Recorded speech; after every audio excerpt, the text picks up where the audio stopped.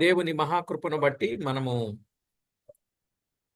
యాకోబు జీవిత ధ్యానాన్ని చేస్తూ వస్తున్నాం.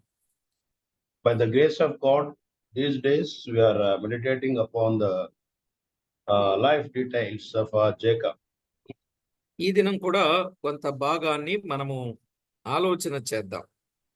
Today also let us continue the same topic. పరిశుద్ధ గ్రంథమైన బైబిల్ నుండి కొన్ని విషయాలు మనము చదువుకొని వాక్యాన్ని ధ్యానం చేద్దాం. ఆదికాండం 31వ అధ్యాయం 17 నుండి 21 వచనం. For today's meditation, let us turn to the book of Genesis from the scriptures, chapter 31, verse 17 to 21.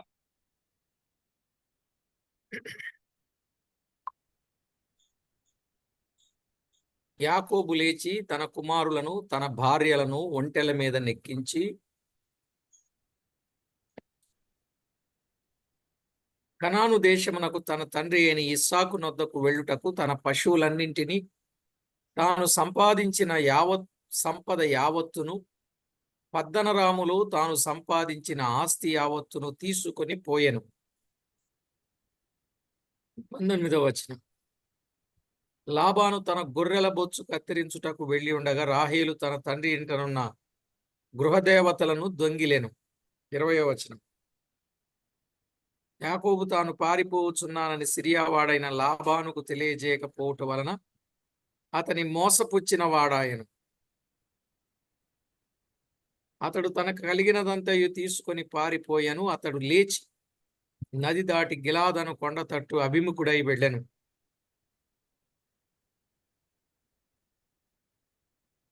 In English, the portion reads like this from verse 17 of chapter 31 Genesis.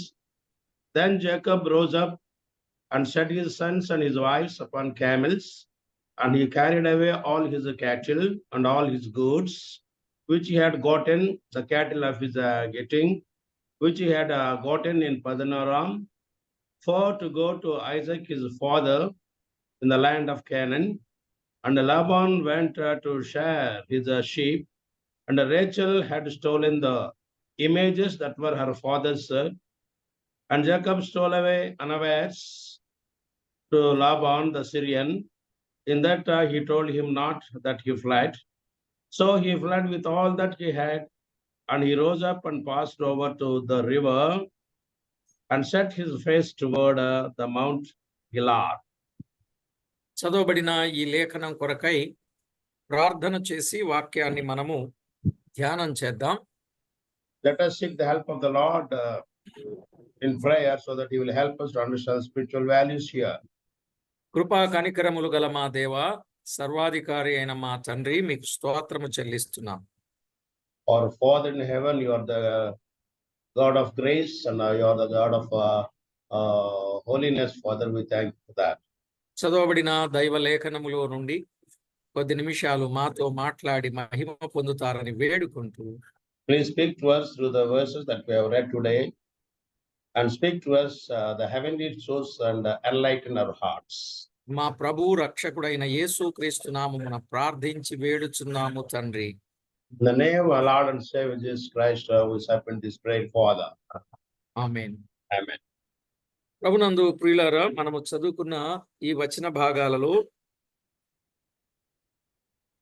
యాకోబు తన సంపాదన తీసుకొని ప్రయాణము చేయుట మనము చూస్తున్నాం. The portion that we read today, it portrays before us Jacob's journey from Paddan Aram, taking all the wealth that he accumulated in Paddan Aram. ఆయన సంపాదనలో న్యాయ ప్రవర్తనను బట్టి, రెండవది ప్రయాసను బట్టి, మూడవది దేవుని సహాయమును బట్టి అతడు సంపాదించినది పట్టుకొని వెళుతున్నట్లుగా మనము చూస్తున్నాం. In the portion that we read today, God speaks to us that Jacob earned all this, accumulated all this wealth by three things. One is by his righteousness, second one is by his industriousness, third one is by the help of the God. అయితే రాహేలు గృహదేవతలను దొంగిలించినట్లుగా తన తండ్రికి భర్తకు తెలియకుండా అబద్ధమాడినట్లుగా మనము చూస్తున్నాం. But a strange thing is that Rachel, she stole away the images from her father's house, and she did not tell him either to his husband or to his father. ఒకప్పుడు దేవుని ప్రార్థించింది, దేవుణ్ణి ఘనపరచింది. Once in elder years, she knelt down and prayed to the Lord. ఇప్పుడు ఆమె దొంగిలించి దాని కప్పుకోవడానికి మరొక తప్పు చేసి ఉపాయము పన్నినట్లుగా మనము చూస్తున్నాం. Once she was spiritual like that in praying, now she has become the carnal woman and hiding the images that she brought, and she was telling lies that she did not do that. ఒక తప్పు చేసిన వారు ఎన్ని తప్పులైనా చేస్తారన్నట్లు గెహాజీ కూడా వెళ్ళలేదని, వెళ్ళడం తప్పు, వెళ్ళలేదని చెప్పడం అబద్ధం. ఇలాగున మనము కొన్ని విషయాలు విన్నాం. In believer's life, if we give place to one sin, definitely we dwindle and go on spinning like that, telling lies like that, and such of the mentality of Rachel we can see in the life of Gehazi also. అయితే ప్రియులారా, ఇక్కడ లాబాను యాకోబుకు హాని చేయ తలపెట్టాడు గాని దేవుడు యాకోబునకు హాని చేయకుండా కాపాడినట్లుగా మనము చూస్తున్నాం 7వ వచనంలో. In verse 7, we can see a great thing of God. Of course, Laban wanted to harm and hurt Jacob, but God intervenes in the life of Jacob and he was saving his life. ఏమన్నాడు? మీ తండ్రి నన్ను మోసపుచ్చి 10 మార్లు నా జీతం మార్చను, అయినను దేవుడు అతని నాకు హాని చేయనీయలేదు అన్నాడు. 7th verse is a particular verse of God's kindness. And your father hath deceived me and changed my wages 10 times, but God suffered him not to hurt me. 29వ వచనాన్ని కూడా చదువుకుందాం. Let us read verse 29 also. మీకు హాని చేయుటకు నా చేతనవును, అయితే పోయిన రాత్రి మీ తండ్రి యొక్క దేవుడు నీవు యాకోబుతో మంచిగాని చెడ్డగాని పలుకకుము, జాగ్రత్త సుమి అని నాతో చెప్పాను. అంటే మీకు హాని చేయుటకు నా చేతనవును అన్నాడు Laban. In verse 29 also we can see the kindness of God and the wickedness of Laban. It is in the power of my hand to do you hurt, but the God of your father spake unto me yesterday, saying, take thou heed that thou speak not to Jacob either good or bad. 42వ వచనం. Similarly, verse 42. నా తండ్రి దేవుడు, అబ్రహాము దేవుడు, ఇస్సాకు భయపడిన దేవుడు నాకు తోడయుండని ఎడల నిశ్చయముగా నీవు నన్ను ఒట్టి చేతులతోనే పంపివేసియుందువు. దేవుడు నా ప్రయాసమును నా చేతుల కష్టమును చూచి పోయిన రాత్రి నిన్ను గద్దించనని లాబానుతో చెప్పెను. So these are the words of testimony of Jacob regarding God's kindness to him. Except the God of my father, the God of Abraham, and the fear of Jacob had been with me, surely thou had sent me away now empty. God has seen mine affliction and the labor of my hands, and rebuked thee yesternight. చూడండి, పిల్లనిచ్చిన మామగారే అల్లునికి మోసం చేయడానికి, హాని చేయడానికి ఆయన పూనుకున్నట్లుగా చూస్తాం. Laban, the father of Jacob, whom he has given his daughter as a wife to the father, to son-in-law, he is going to hurt and harm Jacob. అలాగే దావీదు విషయంలో కూడా సౌలు పిల్లనిచ్చిన మామే, కానీ దావీదుకు హాని చేయ తలపెట్టాడు. Similarly, we can see one more character just like Laban, that is Saul. He gave his daughter as wife to David. Even then, Saul wanted to hurt and harm and afflict the life of David. మామల విషయంలో అల్లుళ్ళు జాగ్రత్తగా ఉండాలనేది ఇక్కడ ఒక పాఠం నేర్చుకోవచ్చు. So we have a hint here that son-in-law should be careful about their father-in-laws. అయితే అందరూ అలా ఉంటారని కాదు ఉద్దేశం. It's not that అల్లుని ద్వారా మేలు పొందుతూ ఆ తర్వాత కీడు చేయ తలపెట్టినటువంటి వారు కొంతమంది ఉంటారు, వారి సంగతి. It's not that all the entire father-in-laws are just like that, but some people, just Laban and Saul, they are like that. అయితే అనేక పర్యాయాలు దేవుడు తన భక్తులను కాపాడువాడుగా ఉన్నాడు. Umpteen times, many times, God takes interest and saving the people who put faith on Him. మనము భక్తి కలిగి ఉంటే చాలండి. అటు సొంతవారా, పొరుగువారా, శత్రువుల, లేక సాతనీయ సంబంధుల, లేక రాజుల, ఇంకా ఎవరైనానా, వారందరి నుండి భక్తులైనటువంటి వారిని దేవుడు కాపాడువాడుగా ఉన్నాడు. People who put faith on God, the believers, they'll get saved. People who are against them, either of their own or of enemies or of satanic people or of kings or queens or other earthly people. నిజమే, భక్తుడైన దానియేలును దేవుడు కాపాడాడు కదా.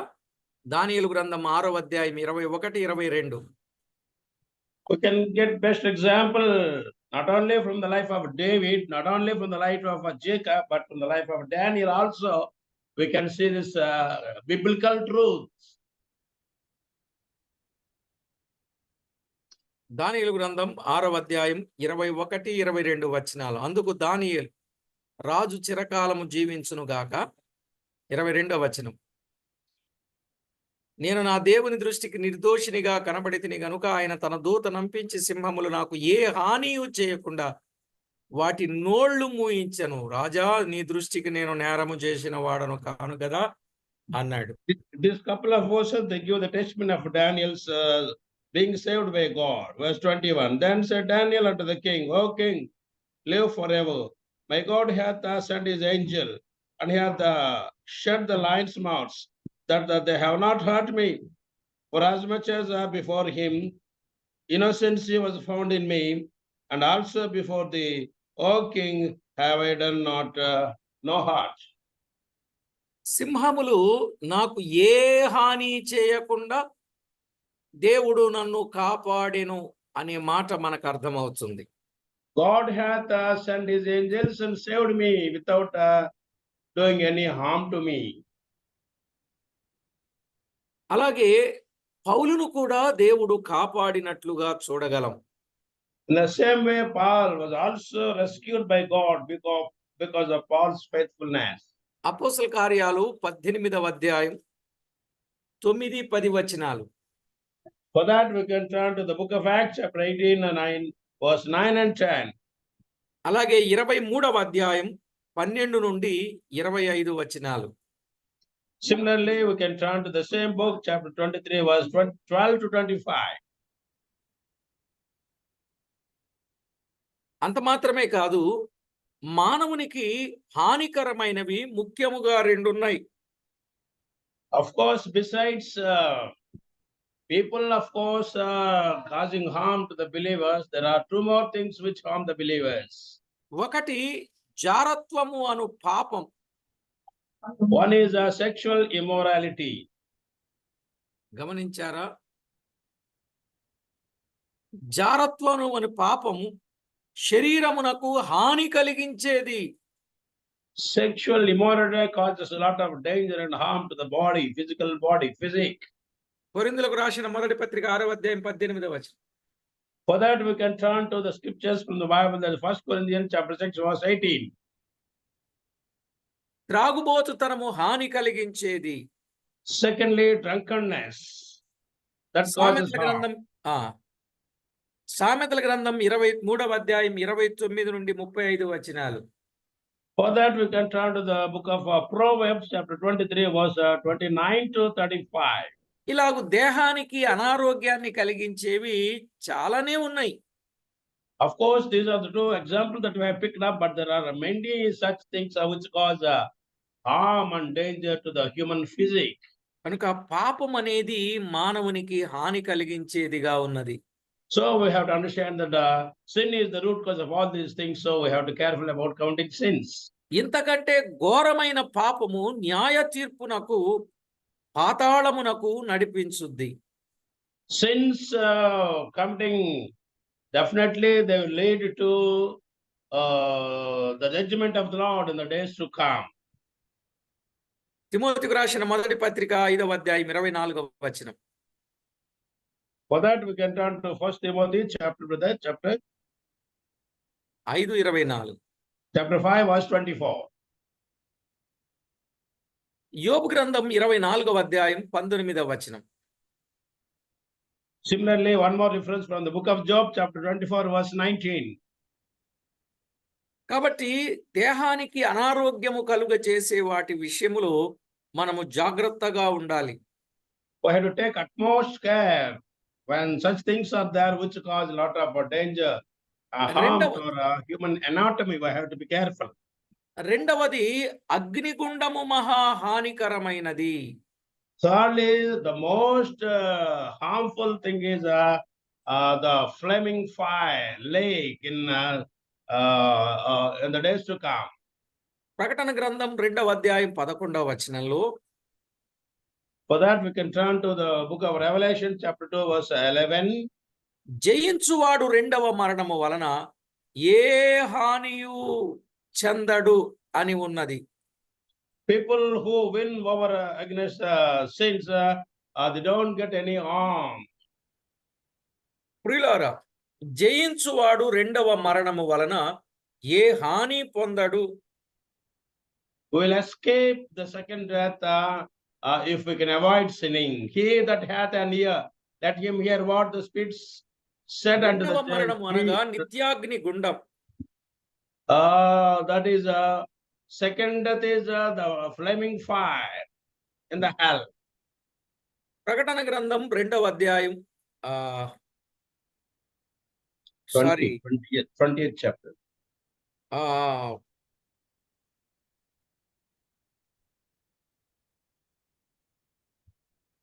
ప్రకటన గ్రంథం 21వ అధ్యాయం 8వ వచనం.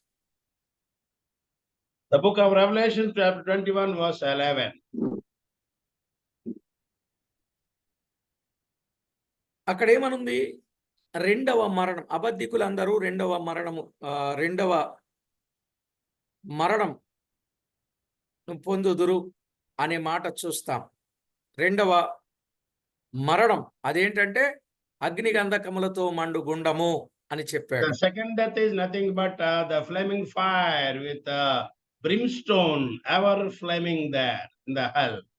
ఇలాంటి శారీరకమైన హాని, అగ్నిగుండము వలన కలిగే హాని నుండి తప్పించేవాడు ప్రభువైన క్రీస్తే గనుక ఆయన చెంత చేరాలి. But we have great hope. Human beings have great hope that they can be saved from all these things, such as harms that are causing to our bodies, and also sins that are taking us to brimstone fire. God is there and He will save us from them. యేసుక్రీస్తు పాపం నుండి విడిపించేవాడు. Our God is the God who rescues us from committing sins. అంటే హాని నుండి తప్పించేవాడని ప్రకటన గ్రంథం 1:6. Revelations 1:6 tells us that God rescues us from the repercussions of sin. Hebrew పత్రిక 13:12. Similarly, the epistle of Hebrews chapter 13 verse 12. ఆయన మన పాపముల నిమిత్తము మృతి పొంది సమాధి చేయబడి తిరిగి లేచాడు. God, Jesus Christ he was humiliated, he was submitted, he was handed over to the wicked people, he died and he resurrected from the death. మన పాపమును బట్టి మనకు హాని పొందకుండా మనలను రక్షించుటకు మన పాపం వలన కలుగు హాని ఆయన పొందాడు. Jesus Christ is such a kind God and loving God. He himself bore the repercussions of our sins on his body. రోమా పత్రిక 5వ అధ్యాయం 8వ వచనం. For that we can turn to the epistle of Romans chapter 5 verse 8. 8వ అధ్యాయం 3-4 వచనాలు. Revelation chapter 20 verse 3 and 4. No. రోమా పత్రిక 5:8, 8:34, 3-4 sorry. The book of the epistle of Romans chapter 8 verse 3 and 4. అలాగే కొరింథీయులకు రాసిన మొదటి పత్రిక 15వ అధ్యాయం 3-4 వచనాలు. Similarly, we can turn to one more epistle, that is the 1 Corinthians chapter 15, verse 13 and 14. కనుక ఆయన మన పాపముల నుండి విడిపించువాడు, తీర్పు నుండి తప్పించువాడు. Our God is such a God that he redeems us from the sins, and also he will rescue us from the eternal judgment. యోహాను సువార్త 5:24. For that, you can turn to the Gospel of John chapter 5, verse 24. 3వ అధ్యాయం 17-18 వచనాలు. Similarly, same Gospel chapter 3, verse 17 and 18. అగ్ని నుండి విడిపించువాడు, He will save us from the brimstone of fire. ప్రకటన flaming fire. 2:11. Reference, brother, Revelation chapter 2:12. 2-11. Ah. జయించువాడు రెండవ మరణము వలన ఏ హానియు పొందడు. People who overcome from sin, they are the victors, and definitely they don't get any harm from second deaths. జయించుట అనగా క్రీస్తునందు విశ్వాసముంచి క్రొత్తగా జన్మించుటయే. Being victorious or overcoming all these things is nothing but putting faith on God. యోహాను రాసిన మొదటి పత్రిక 5వ అధ్యాయం 4-5 వచనాలలో చూస్తాం.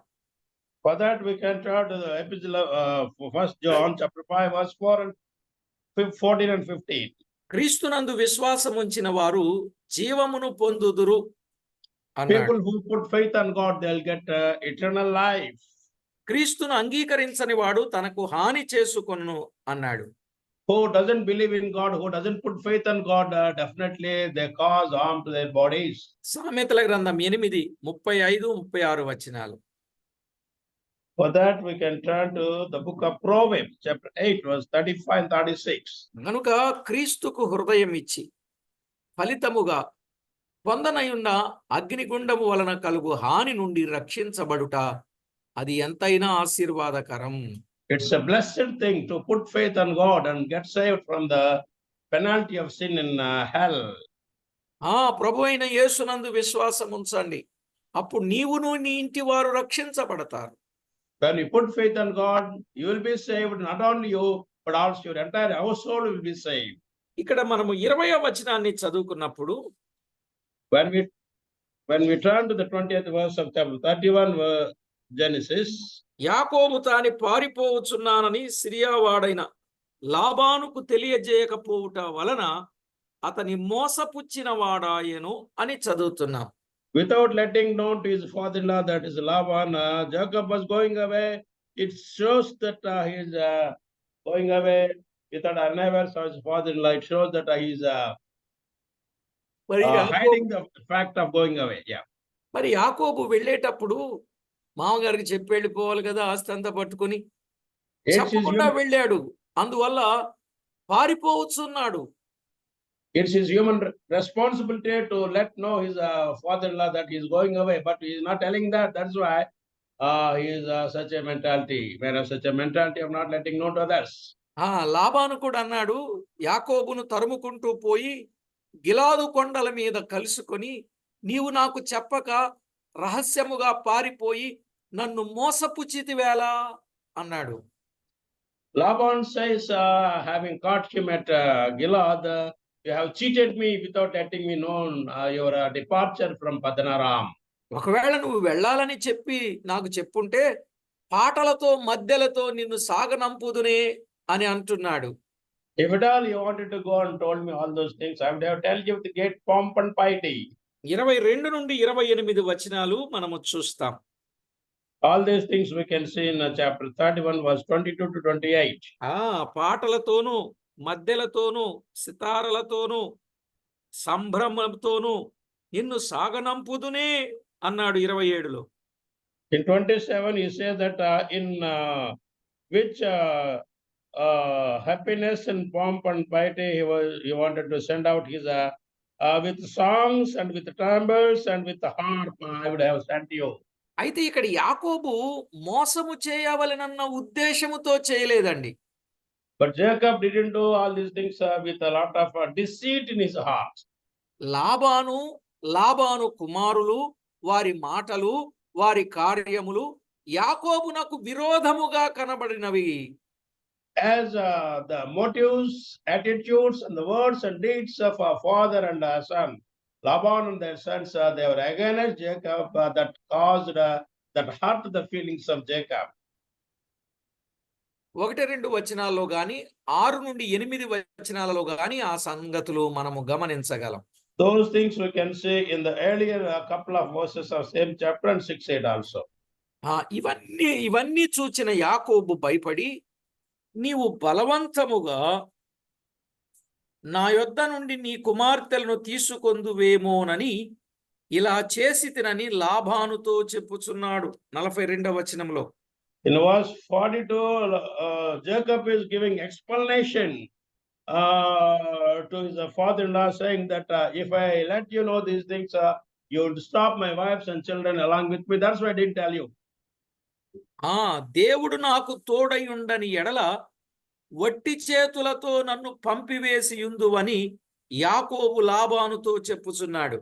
Jacob is telling that if I had done all those things, you would have sent me out empty-handed, without my family, without my wealth, without my children, all those things. అంతేగాని యాకోబు హృదయపూర్వకంగా చేసిన మోసము కాదు గాని లాబానుకు భయపడి చెప్పకుండా వెళ్ళిపోయినాడంతే. This is the deceit. This is not the deceit of Jacob on the part of Jacob, but for fear of his father-in-law and others, Jacob did such a thing. కనుక ప్రభు పిల్లలమైన మనము కూడా మోసము చేసేవారిగా ఎప్పుడూ ఉండకూడదు. A great lesson that we learn in that we should not be the people of a deception. మోసము చేయుట సాతాను పని. Deceiving is satanic mentality. వాడు లోకాన్ని మోసం చేస్తున్నాడు, సంఘాన్ని కూడా మోసము చేయుటకు ప్రయత్నిస్తున్నాడు. Satan deceives not only the whole universe but also the church. ప్రకటన గ్రంథం 12వ అధ్యాయం 9వ వచనం. For that we can turn to the book of Revelation chapter 12 verse 9. కొరింథీయులకు రాసిన 2వ పత్రిక 11వ అధ్యాయం 2-3 వచనాలు. 2 Corinthians chapter 2 verse 11 and 12. కనుక ప్రభు పిల్లలు మోసము చేసేవారుగా ఉండక యథార్థవంతులుగా ఉండవలెను. So God's children should not be the people of a deceitfulness, but we must be uprightness. యథార్థత లేకుండా మోసం చేస్తే అపవాది పిల్లలు అయిపోయే ప్రమాదం ఉంది. ఎందుకంటే సర్వలోకాన్ని మోసపుచ్చేవాడు అపవాది అని మనం స్క్రీన్ మీద చూచాం. So if you don't have the place for integrity and uprightness in our character and motives, we are just like Satan, and Satan's deeds are they. సరే, మనము యథార్థత కలిగిన వారముగా ఉండాలి గాని మోసం చేసే వారంగా ఉండకూడదు. We should be the people of uprightness, but not the people of deception and deceiving others. ఎందుకంటే యథార్థవంతుల యథార్థత వారికి త్రోవ చూపును అని అన్నాడు. The path of the righteousness, definitely it will lead to the perfect destination. యథార్థవంతుల గుడారము వర్ధిల్లును అన్నాడు. The house of the righteous, it will definitely abound in blessings. యథార్థవంతులు దేవునికి ఇష్టలు అని కూడా చెప్పాడు. People of uprightness, they are most lovable to the Lord. సామెతల గ్రంథం 11వ అధ్యాయం 3వ వచనం, 5వ వచనం, 6వ వచనం. For those things we can turn to the book of Proverbs chapter 11 verse 3, 5 and 6. అలాగే 14వ అధ్యాయం 11వ వచనం. Similarly, one more verse from the same book of Proverbs chapter 14 verse 11. కనుక దేవుని దృష్టిలోను మనుషుల దృష్టిలోను యథార్థవంతులముగా జీవించుదుముగాక. So in the sight of the man and also in the sight of the Lord, let us live a life of integrity and uprightness. యథార్థవంతుల యథార్థత వారికి త్రోవ చూపిస్తుంది అన్నాడు. The integrity of the upright shall guide them, but the perverseness of transgressors shall lead to wickedness. సమూయేలు మొదటి గ్రంథం 9వ అధ్యాయం 6వ వచనం. The book of 1 Samuel chapter 9 verse 6. అలాగే యోబు గ్రంథం మొదటి అధ్యాయం 8వ వచనం. Book of Job, chapter 1, verse 8. రెండవ అధ్యాయం 3వ వచనం, Chapter 2, verse 3 of Book of Job. యోబు 27 5వ వచనం. The book of Job, chapter 27, verse 5. Laban అన్నాడు, నా దేవతను యాల దొంగిలించితివి అని యాకోబు మీద నింద మోపుచూ ఉన్నాడు. Laban is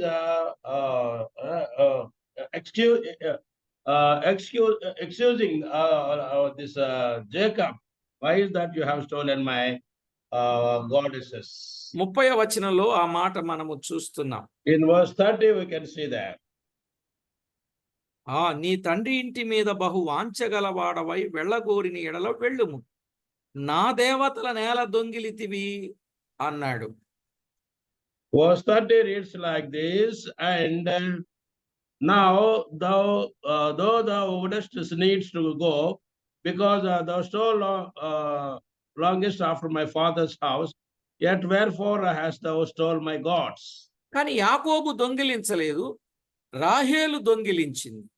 It's not that Jacob stole, but it was Rachel, she stole that. యాకోబుకు తెలియదు, లాబాను యాకోబు గుడారములో వెదకినను దొరకలేదు. Jacob didn't steal that idols of gods, but Laban, he searched the entire tent of Jacob, did not find them. అందును బట్టి యాకోబు ఏమన్నాడంటే, నేను చేసిన ద్రోహమేమి, పాపమేమి, నీ ఇంటి వస్తువులలో ఏది నా యొద్ద దొరికెను అన్నాడు. Why do you search my house? Why do you accuse me for all these things? You should not accuse me of such stealing. I haven't done any wrong. These are the words of Jacob. అది ఒకవేళ దొరికినట్లయితే ఇట్లు తెచ్చిపెట్టుమని గట్టిగా పలికినట్లుగా 33-37లో చూడగలం. Verse 33 and 37 talk about if they are found, let they come to me. Laban యాకోబులు ఏ లోపము చూపించలేకపోయాడు. Laban, of course, he tried very much to find fault with Jacob. Of course, he accused him so much, but he didn't find any evidence of stealing with Jacob. తన ప్రవర్తన విషయంలో యోగ్యుడని, నమ్మకస్తుడని రుజువుపరుచుకున్నాడు. Jacob proved that he is righteous and upright in his conduct, in his thinking, in his mindset. నేడు మనము కూడా అన్యులు మనలను దూషించినను, నిందించినను మన యోగ్య ప్రవర్తనను వారి ఎదుట రుజువుపరుచుకొనవలెను. We have to prove our worthy conduct of born again children. If at all others try to accuse us and find fault with us, by uprightness and by integrity, we have to show our worthy conduct of God. పేతురు రాసిన మొదటి పత్రిక 2వ అధ్యాయం 12వ వచనంలో చూస్తాం. For that we can turn to the epistle of 1 Peter chapter 2 verse 15. అలాగే 3వ అధ్యాయం 15-16 వచనాల్లో కూడా చూస్తాం. Similarly, in the same epistle of Peter, 1 Peter chapter 3 verse 15 and 16. అన్యులు ఎప్పుడు కూడా దేవుని పిల్లల మీద ఏదో ఒక నింద మోపవలెనని చూస్తా ఉంటారు గాని, Heathen people, Gentiles always try to accuse the children of God always. లాబానుకు యాకోబులో లోపము దొరకనట్లు, just like Laban couldn't find any sort of deceiving, అన్యులు వ్రేలు చూపించుటకు కారణము లేకుండా జీవించవలెను.